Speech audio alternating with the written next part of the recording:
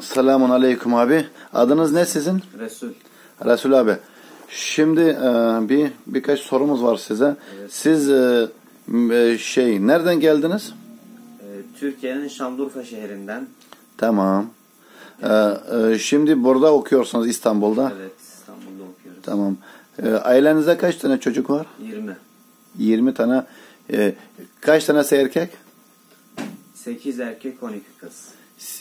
8 erkek, 12 kız var. Evet. Şimdi kaç tane yegenleriniz var sizin? Yegen tahminen 42 tane falan var. 42 tane yegeniniz var. Tamam. Çok güzel. İşte ruhsat verirseniz bu videoyu kendi video kanalıma bırakacağım, yani koyacağım.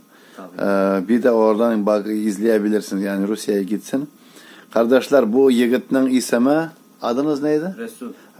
Resul kardeşimiz Şanlıurfa degan shahardan madrasaga kelgan, Qur'on hafizligi qila, ham arabcha o'rana.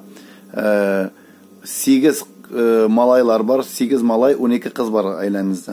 Evet. Menen Türkiye'den indi zor aileler. 8 malay, bir ailede 12 kız.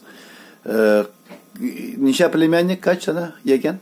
Yegen 42. 42 plemiennigi var. Даже qaysi birlarining isimlarini de bilmem deydi. Tege künde qaytkan edim deydi. Bir bala yeriydi, kimning balası ekanligini de bilmem, qaysi kardeş. Siz de çok çocuk yapın, Müslümanlar çoğalsın. Вы тоже рожаете. Tatarlara mı diyorsunuz? Tatarlara diyoruz tabii ki de. Deyin şimdi. Tatarların nüfusu çok az. 5 milyona yakın Tatar var dünyada. Tatarlar siz ezeyip bitkensiz dey. 5 milyonuna kalgansız dey. Şuna kadar Tatarlar siz de balanı köpkene tabığız. Muhammed ümmet